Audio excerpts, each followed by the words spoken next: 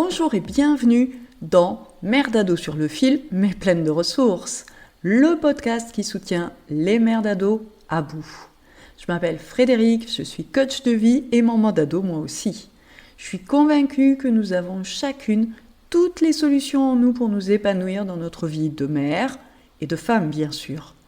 Mais parfois, le nez dans le guidon, on ne les voit pas. C'est pourquoi j'ai créé Libératrice de solutions, pour aider les mamans à trouver leurs solutions aux problèmes qu'elles rencontrent avec leur ado.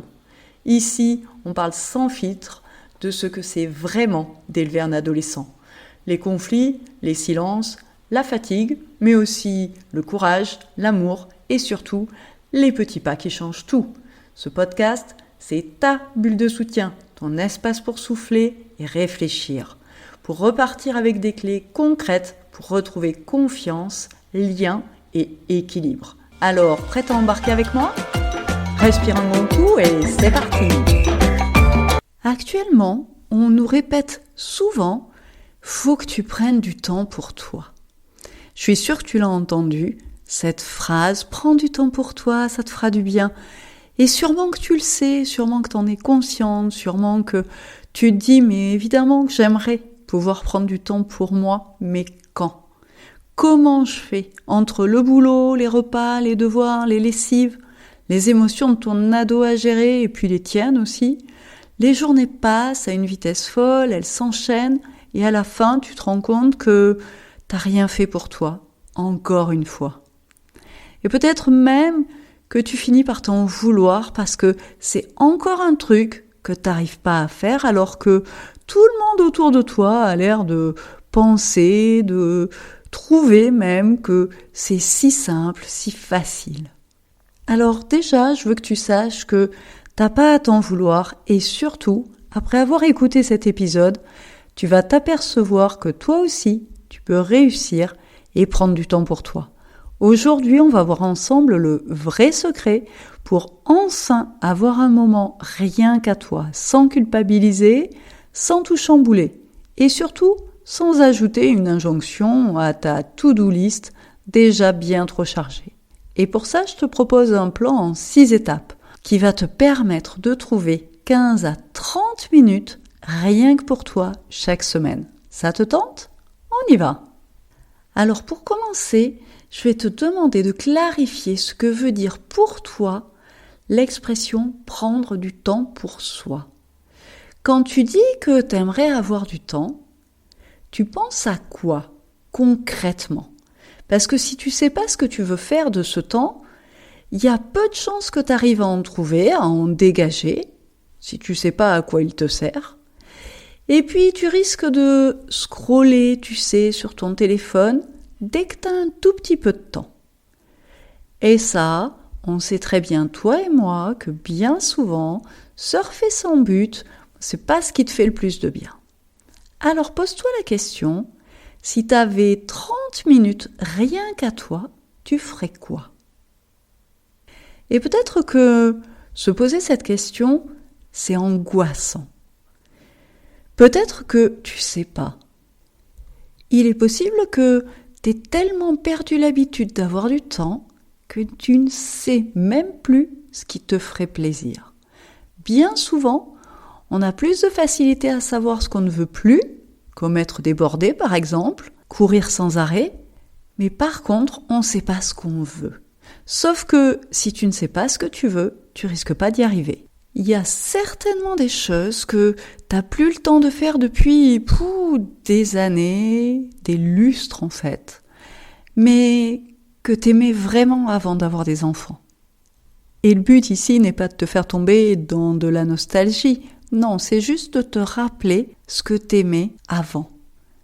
L'avantage d'avoir des ados, c'est que ils sont plus autonomes par rapport à un bébé ou même un enfant de primaire. Sauf que si ça fait 10 ans, peut-être un peu plus même, que tu te consacres à ta famille, ton boulot, reprendre du temps pour soi, c'est pas si facile en fait. Et puis parfois, ce qui se passe aussi, c'est que on tombe dans une sorte de burn-out parental et du coup, on n'a plus envie de rien. C'est d'ailleurs l'un des symptômes du burn-out. Alors demande-toi, qu'est-ce que tu aimais avant ? Est-ce qu'il y a un truc que tu as toujours eu envie d'essayer, mais sans jamais avoir le temps? Bref, réfléchis à des activités comme ça que tu pourrais faire. Ça peut être lire, dessiner, faire du lèche-vitrine, méditer, jardiner, cuisiner, bricoler, aller chez l'esthéticienne, aller marcher seul ou avec des amis, faire du yoga ou peut-être du sport. Mais attention pour le sport. Rappelle-toi que là, on cherche une activité pour te faire du bien, pour prendre du temps pour toi, pas pour te muscler ou pour maigrir. Parce que si tu commences à te dire que ce que tu veux, c'est faire du sport, parce que tu as des kilos à perdre et que tu voudrais perdre du poids, donc, il y a de grandes chances que tu te dises que pour ça, il faut que tu fasses 45 minutes de sport, au moins 4 à 5 fois par semaine. Et là, tu es déjà en train de te mettre pas mal de contraintes, sans parler de la contrainte de résultat, c'est-à-dire qu'il faut que tu perdes du poids. Et si t'en perds pas, tu vas pas être contente. Et puis si t'arrives pas à faire tes 4 séances de sport par semaine, tu vas pas être contente non plus. Bref, t'es en train de te rajouter plein d'injonctions, plein d'obligations, comme si t'en avais pas assez. Alors qu'ici, moi, ce que je te propose, c'est un temps pour toi. Alors ça veut pas dire que tu peux pas choisir de faire du sport. Si c'est un truc qui te fait plaisir, c'est ok. Mais si c'est pour maigrir ou pour te muscler, c'est pas terrible. Tu vois la différence? Donc, commence par trouver l'activité. Et puis si t'as du mal, note tout ce qui te passe par la tête. Et tu feras le tri ensuite. Et une fois que t'as trouvé l'activité, il va falloir que tu la rendes accessible. Ça veut dire que il y a certainement des choses qu'il va falloir que tu prépares en amont pour que, quand tu vas avoir le temps de t'y mettre, ce soit facile. Par exemple, si tu as décidé de faire de la méditation ou des séances de sport, tu peux tout à fait te faire une playlist sur YouTube. Comme ça, quand tu as décidé de passer à l'action et de faire ta séance de méditation, tu n'as plus qu'à ouvrir ton téléphone, lancer YouTube, ta playlist et c'est parti. Tu peux acheter un livre si tu as envie de lire, le nécessaire pour dessiner. Et puis, si tu t'es dit que t'aimerais bien jardiner ou bricoler ou cuisiner, alors creuse un petit peu plus et demande-toi qu'est-ce que j'ai envie de cuisiner, qu'est-ce que j'aimerais bricoler. Histoire de savoir à l'avance, histoire d'avoir peut-être préparé des recettes de cuisine que tu as envie de faire, histoire d'avoir le matériel pour bricoler, histoire de savoir, là je vais me planter des tomates. Bref, ce qu'on veut, c'est que ce soit précis. Fais en sorte que le jour où tu as enfin 20 minutes devant toi, t'aies pas besoin de réfléchir. Tu as juste à savourer. Donc ça, c'est l'étape 1. Quelle activité? Et puis préparer tout le nécessaire pour pouvoir s'y mettre quand tu seras dispo facilement. Si tu as besoin de temps, tu peux mettre en pause cet audio et relancer pour l'étape 2 une fois que tu as trouvé ton activité. Et c'est vraiment important que tu aies trouvé quelle activité tu vas faire avant de passer à la deuxième étape. Dans cette deuxième étape, je vais t'inviter à te projeter. Pour ça, je t'invite à imaginer devant toi la scène suivante. Tu es en train de terminer ton activité. Tu vois pourquoi c'était important que tu l'aies choisi en amont. Donc tu te vois là, essaye de voir la pièce dans laquelle tu es, ou le jardin si c'est le jardinage, ou l'extérieur, un lieu où tu aimerais te balader. Visualise le lieu dans lequel tu te trouves. Et une fois que tu vois vraiment l'endroit où tu vas pratiquer ton activité, j'aimerais que tu puisses zoomer sur toi, sur ton visage, sur tes expressions. Est-ce que tu souris? Comment sont les traits de ton visage? Quel est ton regard? Quelle est ton attitude corporelle? À quoi tu vois finalement que le moment que tu es en train de passer te fait du bien? Concentre-toi, visualise. Et puis une fois que tu as une vision assez précise de la manière dont ça peut se dérouler, je vais t'inviter à fermer les yeux, à prendre une grande inspiration et à ressentir comme ça ce que ça te fait d'être en train de faire cette activité. tu es en train de t'accorder du temps rien que pour toi, pour faire une activité que tu as choisie. Comment tu te sens ? Est-ce que tu te sens plus légère, apaisée, libre, fière, joyeuse ? Laisse venir les sensations et les mots qui les décrivent. Tu ressens cette sensation ? Inspire à nouveau et remplis-toi de cette émotion, de ces sensations. Et puis sur ton expiration, tu peux inonder ton corps de toutes ces sensations tellement agréables. Et puis avant d'ouvrir les yeux, garde toutes ces émotions-là dans un coin de ta tête. Et rappelle-toi que tu y as accès n'importe quand, à la demande, quand tu en as besoin. Tu peux t'y reconnecter à n'importe quel moment si tu es tenté de procrastiner le temps pour toi. Puis, prends une dernière et grande inspiration. Sur l'expiration, tu vas pouvoir ouvrir les yeux et regarder autour de toi. La plupart du temps, on sait très bien, sur le plan intellectuel, que passer 1 heure ou plus sur les réseaux sociaux ne nous procure pas grand-chose de bon. Et que même, parfois, t'es frustré le soir. Alors qu'au contraire, si tu lis par exemple, ça va te faire du bien. Ta tête le sait, ça. Pourtant, t'arrives pas à lire. Pourquoi ? Parce que t'as pas ressenti le bonheur, la joie ou la vivacité, le plaisir que ça pourrait te procurer de lire. Parce que ce qui est vraiment efficace, c'est de ressentir. C'est totalement différent de ressentir et de savoir. Et ressentir est tellement plus puissant. C'est pour ça que je t'ai fait faire cet exercice. Parce que maintenant que tu as ressenti, ça va t'aider à te motiver à passer à l'action. Et on peut passer du coup à l'étape 3. Et je veux que tu te rendes compte dans cette étape que tu viens déjà de prendre du temps pour toi, là, tout de suite, à l'instant. Tu viens de réfléchir à ce que tu voudrais faire, à comment tu vas le mettre en place, et surtout, tu viens de t'imprégner des ressentis. Donc ton cerveau, qui fait pas la différence entre ce qu'il imagine, ses rêves et la réalité, il vient d'expérimenter que l'activité que tu as choisie est un vrai shoot de bien-être, de positif. Et ton cerveau, il adore ce qui lui fait du bien. Donc il va avoir tendance à te pousser vers cette activité. Et puis, il vient de constater que tu peux prendre du temps pour toi parce que c'est ce que tu viens de faire à l'instant même. Et ça aussi, c'est hyper important. Tu te rends compte que tu peux prendre du temps pour toi. Alors à ce stade, il est temps de regarder où tu vas pouvoir dégager un peu de temps. Souvent, on pense qu'on n'a pas de temps. Mais si on y regarde de plus près, on se rend compte que on en perd du temps devant Instagram, Facebook, nos messages auxquels on a pris l'habitude de répondre précipitamment. Des tas de petites choses comme ça qui, mises bout à bout, finalement, accaparent pas mal de notre temps. Alors je vais te proposer un petit exercice. Dans les 2 jours qui viennent, observe ce que tu fais vraiment de ton temps.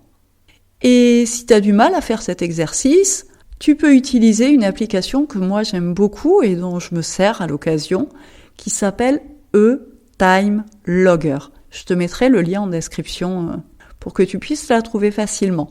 C'est une application qui te permet de, quand tu commences une activité, cliquer simplement sur ce que tu es en train de faire. Et puis quand tu la termines, bim, tu cliques à nouveau. Et ça va te résumer finalement tes journées et toutes les activités comprises dans ta journée. Alors je vais pas te mentir, faire cet exercice parfois c'est flippant, très franchement, parce que tu te rends compte du temps que tu peux perdre, que ce soit sur les réseaux, que ce soit sur les jeux, tu sais, sur ton téléphone. Plein de petites choses qui mises bout à bout paraissent pas grand-chose, mais qui finalement finissent par faire des demi-heures, voire des heures. Alors ce qui est important quand on fait cet exercice, c'est d'être bienveillante envers soi-même. Parce que le but ici, c'est pas de se juger, c'est simplement de comprendre, de regarder, d'observer, de faire une sorte d'état des lieux.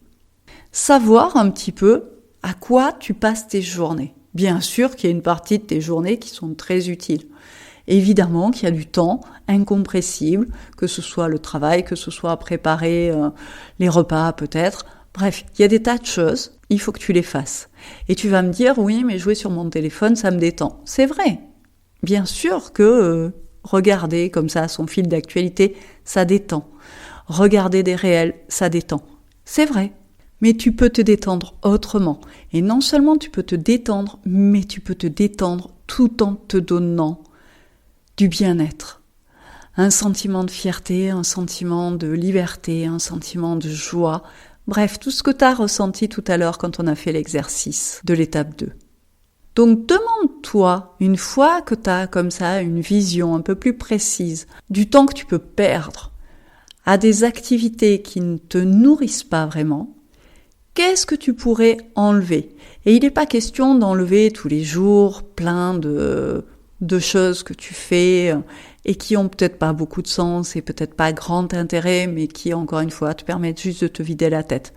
L'idée ici, c'est vraiment de trouver une fois par semaine 20 à 30 minutes, rien que pour toi et pour l'activité que tu as déterminée dans l'étape 1. Donc, qu'est-ce que tu peux enlever une fois par semaine ? À quelle heure ? Quel jour ? Combien de temps ? Et là encore, je vais te demander d'être le plus concrète possible. Parce que plus tu vas être concrète, et plus ce sera facile ensuite de mettre en place une nouvelle routine une fois par semaine, prendre ce temps pour toi et pour cette activité. Donc, commence par une fois par semaine. Bien sûr que si le lendemain, tu as envie de recommencer, c'est bien. Mais si tu préfères scroller sur les réseaux, c'est parfait aussi. C'est pour cette raison que je t'invite à commencer petit. Et puis tu seras toujours à temps d'augmenter. La 5e étape consiste à noter dans ton agenda le rendez-vous que tu as avec toi-même. Tu as choisi ton activité, tu as choisi le jour, tu as décidé de la durée, il te reste plus qu'à le noter sur ton agenda, comme un vrai rendez-vous, parce que c'est un vrai rendez-vous avec toi-même. Et de la même manière que tu honores tes rendez-vous chez le médecin ou autre, tu vas honorer également celui-ci. Souvent, tu le sais très bien, c'est le premier pas qui coûte. C'est tellement facile de se planter devant la télé avec son téléphone entre les mains.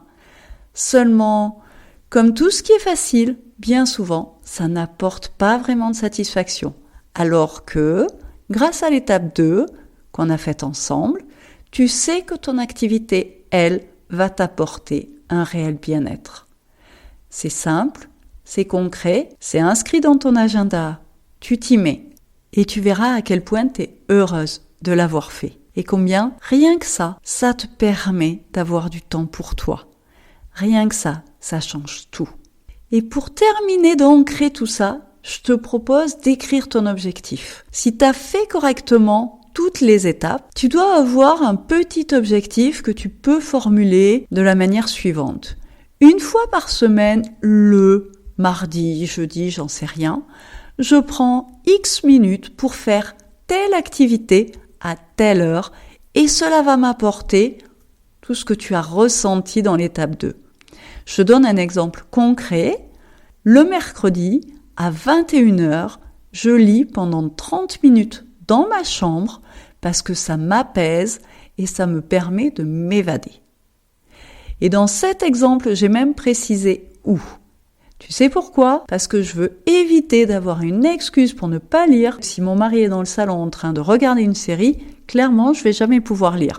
Donc là, j'ai déterminé, je vais lire dans ma chambre, tel jour, à partir de telle heure. Et finalement, à 21h30, il est encore temps de regarder un épisode de ma série si j'ai envie. Et tu vois, toutes les étapes précédentes nous ont permis de fixer un objectif qui est atteignable et qui est précis. Et ça, c'est important pour que tu puisses t'y tenir. Donc, dans cette 6e étape, je t'invite vraiment à écrire ton objectif précis avec ce qu'il va t'apporter. Tu peux même décorer la feuille sur laquelle tu l'inscris d'ailleurs. Et surtout, je vais t'inviter à le lire 1 fois par jour. Ainsi, ça va devenir ta nouvelle réalité. Et tu risques même d'être surprise parce que tu vas avoir hâte d'être le jour J. Alors tu vois, finalement, prendre du temps pour toi, ce n'est pas une montagne, c'est une succession de petites décisions conscientes. C'est surtout un cadeau que tu te fais et qui rejaillit sur toute ta famille. Parce que une maman apaisée, c'est une maman plus disponible, un ado parfois plus cool et surtout une famille transformée. Et puis, si tu sens que tu veux aller plus loin, que tu veux apprendre à t'écouter, à retrouver de l'énergie et à redevenir la maman que tu as toujours souhaité incarner, sache que je peux t'accompagner pas à pas dans des séances de coaching dédiées au moment d'ado. N'hésite pas à me contacter pour en savoir plus. Merci d'avoir écouté cet épisode de Mère d'ado sur le fil, mais pleine de ressources. Si cet épisode t'a plu, pense à t'abonner et pourquoi pas le partager avec une maman dont tu sais qu'il lui sera utile. Tu veux aller plus loin? Abonne-toi à ma newsletter pour recevoir conseils et soutien directement dans ta boîte mail. Et surtout, n'oublie pas, chaque jour, tu fais de ton mieux et ça, c'est déjà énorme. À très vite pour un nouvel épisode.